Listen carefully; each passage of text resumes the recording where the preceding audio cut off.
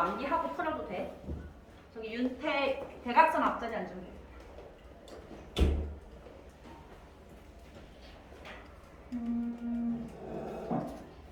86쪽에 이슬람 왕조를 볼 건데 이슬람 왕조.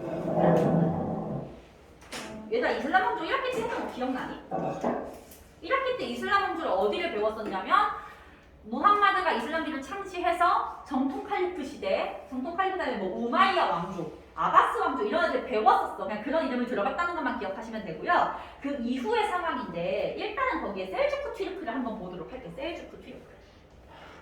쌤은 그냥 줄여서 셀튀라고 쓸게.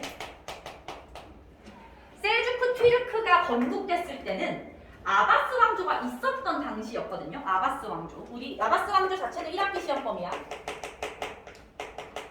얘들아 혹시 이때 당시에 이슬람교에서 이슬람 세계의 지도자를 부르는 명칭 기억나는 사람? 이때는 칼리프야. 초반에는 칼리프죠. 칼리프. 얘들아 칼리프는 뭐와 뭐의 지배자를 동시에 가리켜? 종교와 종교 지배자이면서 정치 지배자이기도 했단 말이야. 그래서 상당히 막강한 권력을 갖고 있었는데 요 셀주크 튀르크가 세력이 커지면서 약간 아바스 왕조를 위협하게 되거든. 그래서 요 셀주크 튀르크가 당시 아바스 왕조의 수도였던 바그다드를 공격해서 바그다드에 입성하게 돼요. 바그다드를 점령한 거야 얘들아. 아바스 왕조의 수도인 바그다드를 정복했어. 근데 이때 얘들아 잘못하면 아바스 왕조가 망할 수도 있잖아. 그래서 아바스 왕조에서 딜을 건 거야. 야 우리가 너네한테 요 정치 지배자의 명칭을 떼줄 테니까 그냥 바그다드만 먹고 넘어가 줄래? 라고 얘기를 한 거야. 그래서 이때 요 정치 지배자의 칭호를 셀주크 튀르크가 받게 되죠. 그 칭호가 바로 술탄이죠. 술탄. 술탄의 칭호를 얻었다. 아바스 왕조로부터. 그러면 이제부터 칼리프는 뭐의 지배자만 의미를 해? 종교 지배자만 의미를 하고 앞으로 정치 지배자는 뭐라고 부를 거야? 술탄으로 부르면서 지배자 명칭이 두 개로 나뉘는 거야. 우리 서유럽에서는 정치 지배자를 왕이라고 하고 종교 지배자를 교황이라고 하잖아. 그러니까 우리한테 익숙한 개념인데 단어만 다른 거라고 생각을 하시면 돼요. 이렇게 나뉩니다. 그리고 나서 셀주크 튀르크가 어디를 공격하냐면 비잔티움 제국을 공격했다가 비잔티움 제국을 공격한 걸 계기로 무슨 전쟁이 터지냐면 십자군 전쟁이 터진다. 요거는 우리 지난 학기에 했던 거고 그냥 가볍게만 보시면 돼요. 셀주크 튀르크가 십자군 전쟁이 터지는데 영향을 주는 나라다. 멸망은 몽골에 의해서 하게 됩니다. 몽골의 침략으로 멸망하게 됩니다. 쌤이랑은 아직 몽골을 안 배웠지만 얘들아 몽골이 엄청나게 강한 나라인 거 얘들아 알지? 그래서 이때 몽골이 요 지역을 차지하면서 우리가 보통 생각할 때 몽골은 중국에 있는 애들인데 요 이슬람 쪽에도 나라를 하나 세운단 말이야. 그때 몽골 애들이 요 셀주크 튀르크를 멸망시키고 요 땅 위에다가 세운 게 바로 밑에 있는 훌라볼루스예요. 훌라볼루스. 거기서 얘가 울루스라는 말 자체가 몽골 제국의 땅이란 소리야. 그리고 여기를 정복한 사람이 훌라구예요. 그래서 훌라구가 정복한 몽골의 땅이라는 말이 훌라구울루스야. 칭기즈칸의 손자인 훌라구가 서아시아 지역에 건국을 했는데요. 요거 하나만 체크할게. 몽골 애들인데 독특하게 이슬람교가 국교했다.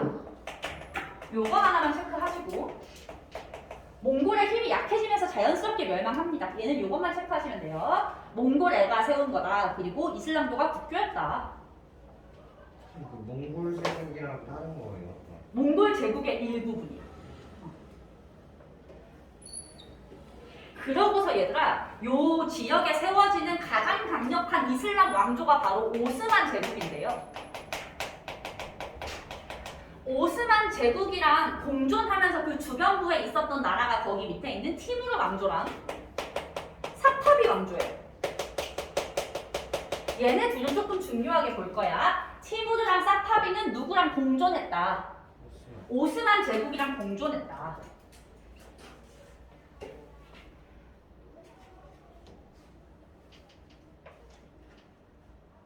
항상 얘가 중국이라는 거대한 나라가 있어도 주변에 뭐 흉노족도 있고 거란족도 있고 여진족도 있듯이 오스만 제국이라는 거대한 나라가 있을 때 그 주변에서 약간 오스만 제국을 견제하던 작은 국가 라고 생각하시면 되는데요. 일단 티무르 왕조 먼저 볼게요. 티무르 왕조. 티무르 왕조는 티무르가 건국했어. 티무르.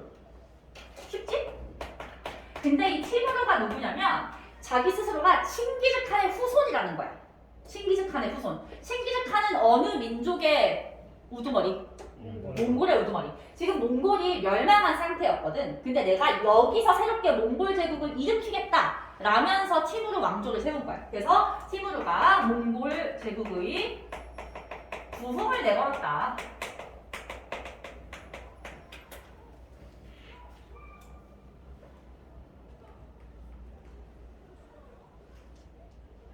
근데 그냥 별 내용이 없고요. 나는 한 200년 정도, 한 150년 정도 갔는데 티무르 때는 정말 전성기였어. 그래서 티무르 때는 오스만 제국을 멸망시키기 직전까지 갔었지만 티무르가 죽으면서 서서히 분열했다. 뭐 정도만 아시면 되고요. 중개무역 요거 하나만 체크해볼까? 중개무역.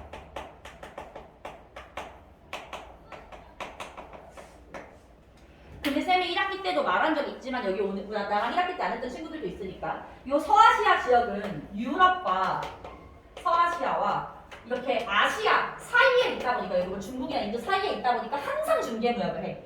그래서 중개무역이라는 거는 티무르 왕조만의 특성이라고 볼 수 없는 거야. 요 지역에 있는 나라는 셀주크, 티르크, 훌라고르스, 티무르, 사파비, 오스만 전부 다 중개무역을 해요. 근데 그냥 나라만 두자 이거지. 사파비 왕조 볼게. 사파비 왕조. 요 티무르 왕조가 망하고 나서 세워졌는데 이스마일 1세가 건립을 했고요. 이스마일 1세. 얘들아 아까 티무르 왕조는 어느 나라의 부활을 내걸고 건국됐어? 티무르는 몽골 제국이지. 얘는 페르시아 부활을 내걸고 페르시아의 부활을 주장을 했대. 얘들아 우리 페르시아에 대해서 뭘 배웠었냐면 1학기 때 아케메네스 왕조 페르시아, 사산 왕조 페르시아 걔네들의 부활을 내건 게 사파비 왕조. 한참 전에 있었던 페르시아 부활. 중요한 것은 첫 번째 얘들아 사파비 왕조 외울 게 있어 얘들아. 시아파 이슬람교가 국교였어요. 시아파 이슬람교 외에 다른 종교는 믿을 수 없게 했어. 얘들아 시아파 수니파 기억나니? 정확한 개념은 기억 안 나도 돼. 어쨌든 이슬람교가 시아파랑 수니파로 나눠진 상태였는데 그 중에서 사파비 왕조는 시아파만 믿었다. 그렇게 그냥 알고 계시면 되고요. 이란, 얘들아 페르시아가 이란이거든. 이란. 너네 이란 들어본 적 있어? 이란? 그 이란이라는 나라가 옛날 조상을 페르시아라고 하는 거야. 얘들아 우리 대한민국의 조상은 조선이잖아. 그런 것처럼 페르시아의 조상, 아니 이란의 조상이 페르시아인 거거든. 이때 얘네들이 페르시아의 전통적 군주 칭호인 샤를 사용했다. 군주 칭호는 샤.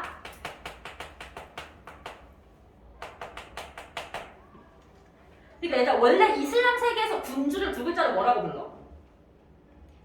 술탄이라고 부르잖아. 근데 얘네는 그 술탄 칭호를 거부하고 자기네 전통적인 칭호인 샤를 썼다는 의미야. 알겠지?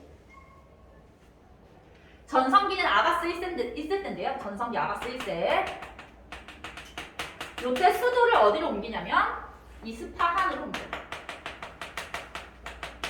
이스파한 수도도 외워두시고 나중에 망합니다. 얘네들은 그냥 이런 개별적인 내용들만 봐주시면 되고 당연히 제일 중요한 건 오스만 제국이에요. 오스만 제국을 한번 보도록 할게. 오스만 제국은 소아시아의 튀르크족을 통합해서 건국됐다고 되어 있는데요. 자, 바로 옆에 있는 자료 3번 지도를 한번 보시면 지도에서 얘들아 앙카라라는 도시 찾아볼래? 앙카라? 앙카라를 찾으시면 앙카라라고 적혀있는 요 땅이 이렇게 동그랗게 나와 있을 거야. 찾았어? 얘가 소아시아야. 이렇게 옆으로 튀어나와 있는 요 땅을 중심으로 건국됐다. 요 정도는 좀 체크를 해주세요.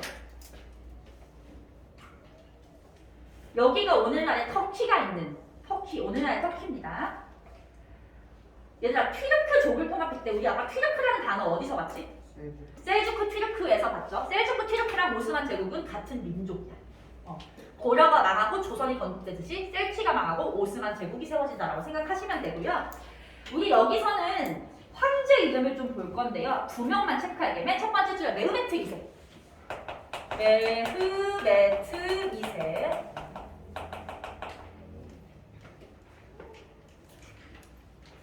그리고 세 번째 칸 전성기에 술레이만 1세.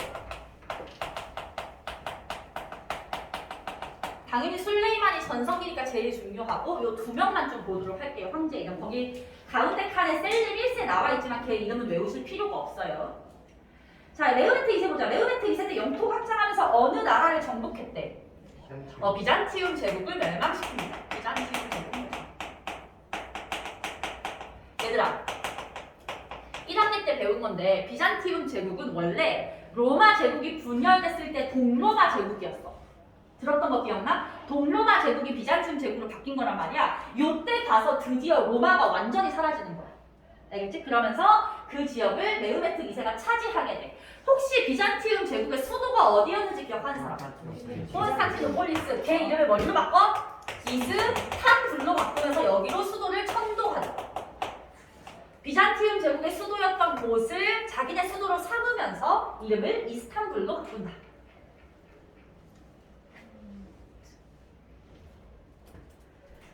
그리고 나서 영토를 점점점 정복하는데요. 우리 자료에서 한번 지도 한 번만 더 볼게. 지도. 얘들아, 오스만 제국에 지금 영토가 나와 있는데 외우실 필요는 없지만 어디를 찾을 거냐면 메디나 메카 찾아볼까? 메디나 메카. 지도 아래쪽에 있어. 메카랑 메디나는 이슬람교에서 중요한 도시야? 안 중요한 도시야? 완전 중요하지. 우리 메카에서 무함마드가 이슬람교를 창시했단 말이야. 그래서 메카랑 메디나를 요 황제가 한 게 아니고 따로 메카와 메디나를 얘네가 장악하게 되자 어떤 현상이 벌어지냐면 이슬람 세계에서 야 오스만 제국 너네가 우리의 가장 큰 우두머리라고 내가 인정할게 이렇게 된 거야. 그래서 원래 얘들아 봐봐. 오스만 제국은 셀주크 티르크를 계승했기 때문에 자기네 군주를 뭐라고 불렀겠어? 술탄이라고 불렀는데 원래 이슬람 세계에서 진짜 군주는 뭐라고 불러? 칼리프라고 부르니까 너에게 칼리프 칭호도 주겠다 이렇게 된 거야. 그래서 요 메카 메디나를 장악하면서 메흐메트 2세 다음인데요. 요때 술탄이 칼리프까지 되는 술탄 칼리프제가 정착을 하게 됩니다. 술탄 칼리프제.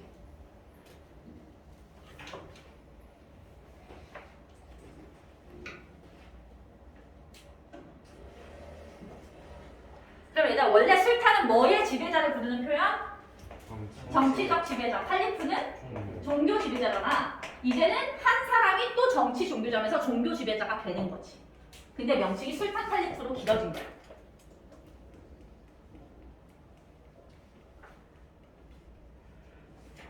최전성기는 술레이만 1세 때인데요. 술레이만 1세 때는 유럽으로 들어갑니다. 유럽으로 들어가서 헝가리를 정복하고 오스트리아의 수도. 얘들아 오스트리아 수도가 어디였지? 빈. 오스트리아 수도인 빈을 포위했다. 포위. 얘들아 우리가 오스트리아 수도인 빈에서 일어났던 일을 뭘 배웠지? 빈체제, 빈회의. 빈회의를 주도한 게 오스트리아 재상인 누구였어? 메테르니히였지 얘들아. 그거랑 연결돼서 빈이란 도시는 지금 우리 역사 시험범에서 2번 나오는 거야.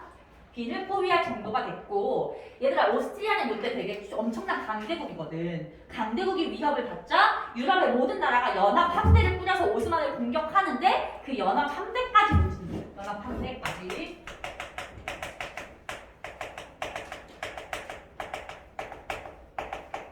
근데 얘들아 아까 오스만 제국이 에스파냐하고 전쟁에서 진 적이 있었잖아. 그게 무슨 해전이었지? 레판토 해전. 에스파냐의 어느 왕 때? 펠리페 2세 때. 그것보다 이게 먼저야.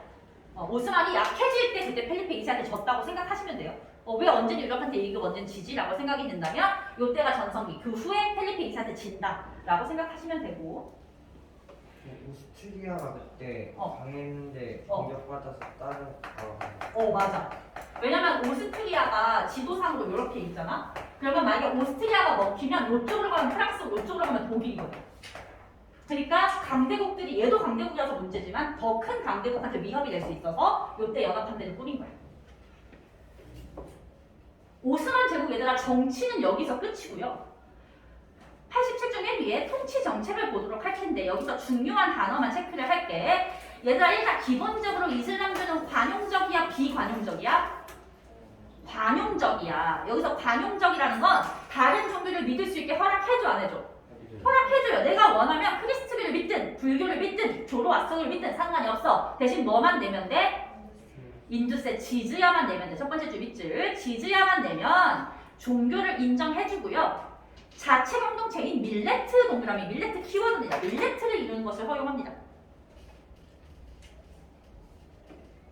얘들아 너 여기서 교회 다니는 사람도 있을 거 아니야. 내가 만약에 우리가 이슬람 국가야. 이슬람 국가인데 나는 계속 교회를 다니고 싶어. 그럼 우리 교회를 만들겠지. 교회를 만들고 우리 교회 다니는 사람들 전부 다 세금을 내겠지. 그 교회 공동체를 밀레트라고 하는 거야.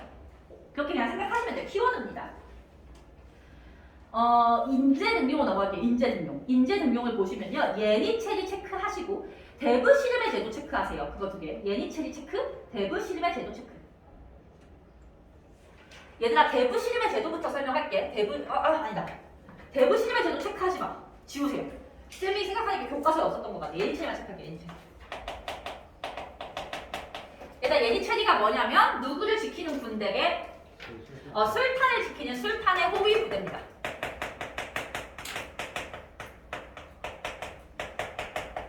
술탄이 보디가드죠.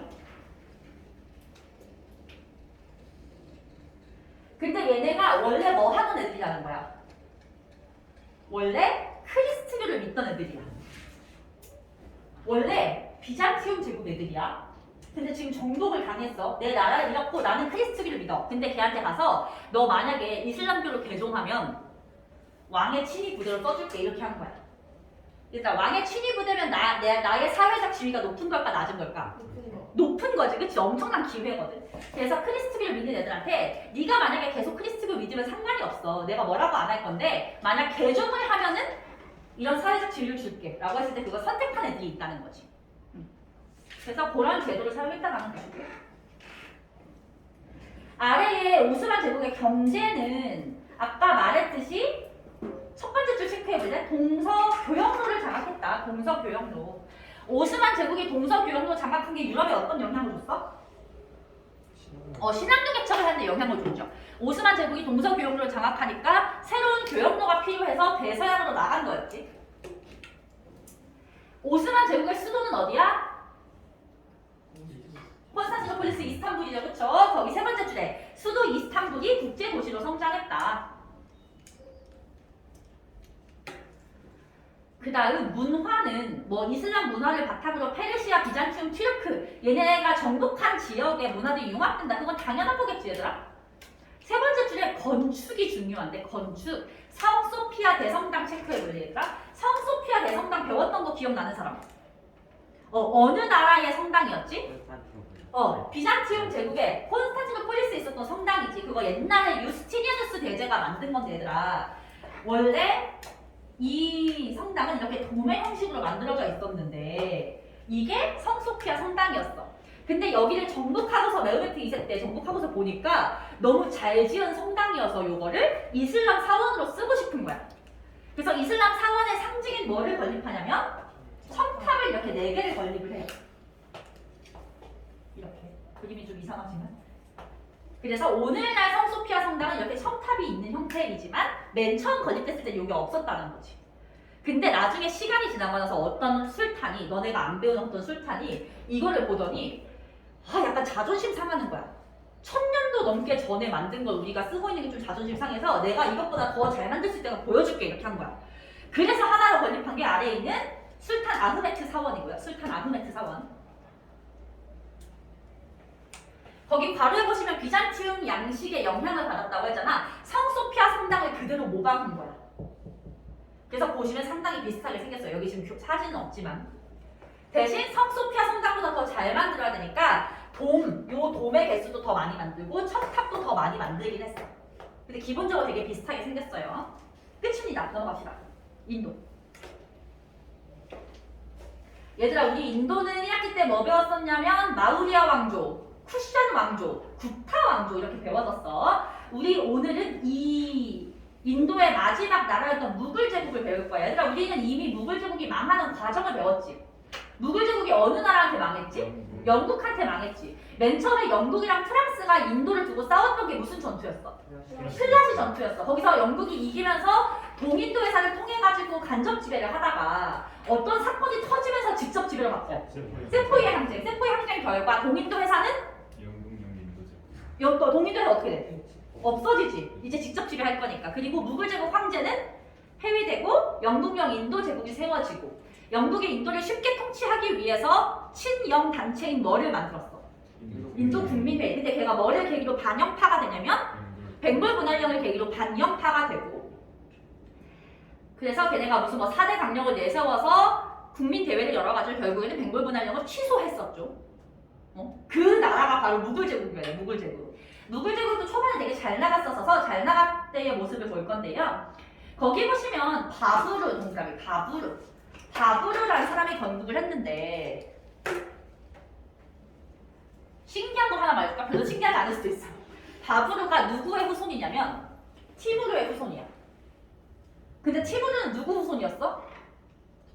칭기스칸, 몽골 후손이었지. 그러면 무굴 제국을 세운 바부르도 몽골의 후손이에요. 그래서 사실 무굴 제국의 무굴이 몽골이야, 몽골. 몽골을 인도식으로 발음한 게 무굴 제국이야. 근데 몽골의 후손이지만 얘는 이슬람교를 믿는 국가였어. 이슬람 국가. 우리 여기서 가장 중요한 것은 두 명의 황제를 비교하는 것입니다. 아크바르 황제랑 아우랑제브 황제. 아크바르 황제랑 아우랑제브 황제. 얘들아, 아크바르랑 아우랑제브 중에서 누가 이름이 더 딱딱해? 아크바르가 더 딱딱하고 누가 이름이 더 부드러워? 아우랑제브가 더 부드럽지. 근데 성격은 둘이 반대입니다. 반대. 아크바르가 성격이 부드럽고 착하고요. 아우랑제브는 정말 나쁜 놈이에요. 일단 이 이미지 가져가셔야 돼요. 아크바르가 착한 놈, 나쁜 놈. 이름은 딱딱한데 착한 놈. 아우랑제브는 이름은 착한데 나쁜 놈이야. 알겠지? 아크바르 일단 볼게, 얘들아. 거기 우리 자료 5번에 무굴 제국 지도부터 한번 보시면 인도라는 나라는 이렇게 역삼각형으로 생겼잖아. 인도에서 요 남쪽에 있는 데칸 고원이라는 엄청 높은 산이 있어. 여기는 엄청 높고 험준한 지역이라서 인도의 국가들은 웬만하면 데칸 고원을 못 넘어요. 그래서 거기 지도에 보시면 연한 초록색깔, 연하게 색칠된 부분 보시면 아크바르 황제는 요 데칸 고원 위까지만 영토를 확보하고 있어. 아크바르. 근데 아우랑제브는 성격이 독하니까 데칸 고원을 넘어간 거야. 일단 그거 두 개 구분하셔야 돼요. 둘 중에서 데칸 고원 위까지만 간 게 누구? 데칸 고원 위까지만 간 거. 아크바르. 데칸 고원 넘어서까지 확장한 게 아우랑제브. 그럼 영토가 제일 넓었을 때는 누구 때? 아우랑제브 때인 거지. 일단 그거 가져가면서 왜 아크바르는 착하고 아우랑제브는 나쁘다고 했냐. 아크바르는 종교적인 관용 정책을 펼쳤어. 관용. 이슬람교 외의 종교를 믿어도 된다 안 된다? 된다라는 거지. 근데 얘들아, 원래 이슬람 국가에서 다른 종교를 믿으면 뭐를 내야 돼? 인두세 지지야를 내야 되지. 근데 아크바르는 지지야를 없애줬어.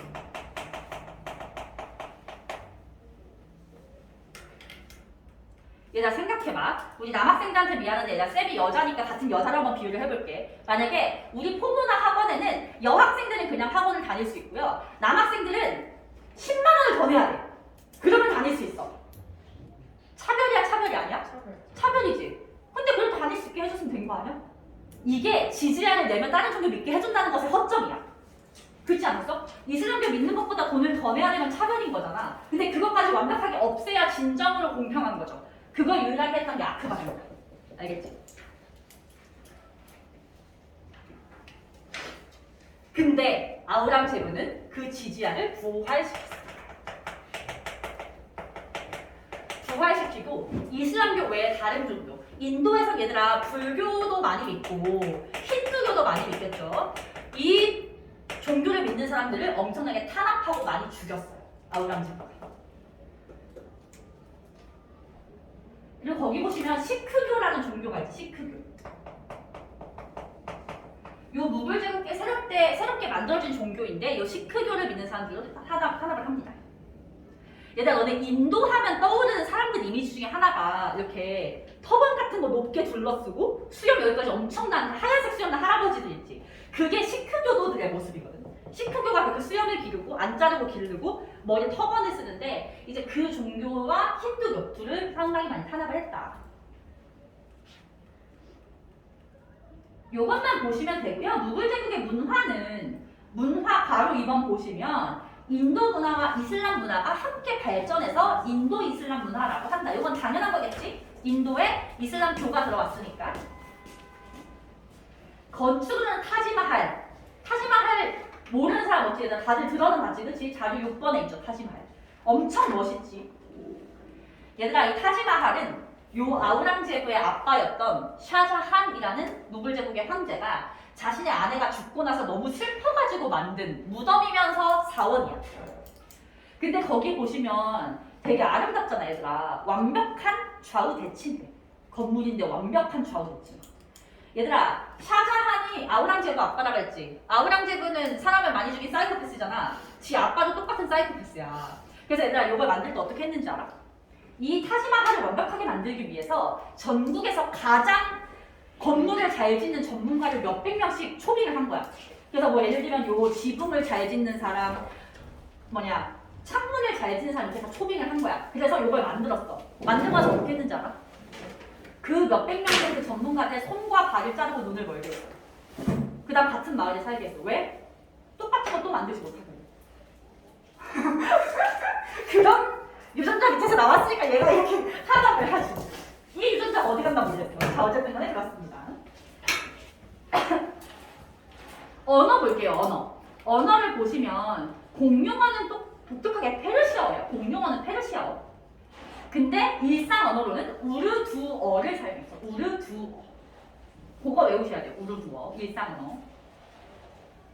우리 얘들아 막 그 어른들이 공식적으로 뭐 쓸 때는 한자 안 섞어서 쓰는데 일반적으로 우리말 많이 쓰잖아. 그런 느낌이라고 생각하시면 돼요. 마지막에 시크교 한 번 더 체크하시고 여기서 끝났고요. 뒤에 또 쿵쿵 개념 문제 한번 풀어봅시다. 88쪽 쿵쿵 개념 문제.